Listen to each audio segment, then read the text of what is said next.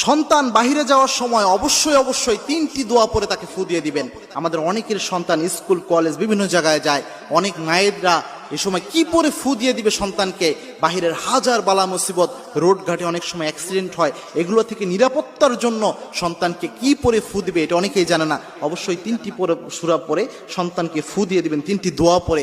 এই 3টি দোয়া রাসূল সাল্লাল্লাহু আলাইহি ওয়াসাল্লাম নিজে প্রেসক্রাইব করেছেন এবং অত্যন্ত অথেন্টিক হাদিস, সহিহ হাদিসের মাধ্যমে এই 3টি দোয়া প্রমাণিত। রাসূল সাল্লাল্লাহু আলাইহি ওয়াসাল্লাম, সাহাবা একরাম এই 3টি আমল করতেন। প্রথম যে দোয়াটা রয়েছে এটা তিরমিজিতে হাদিস এসেছে, রাসূল সাল্লাল্লাহু আলাইহি ওয়াসাল্লাম নিজে বলেছেন।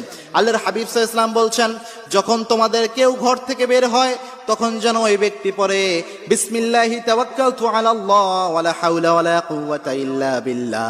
এই দোয়া পড়ে যেন নিজের মধ্যে ফু দেয়। এটা যদি পড়তে পারে ওই ব্যক্তিকে আল্লাহ নিজে হেফাজত করে দেয়। সুবহানাল্লাহ। কোনো ব্যক্তি যদি ঘর থেকে বের হওয়ার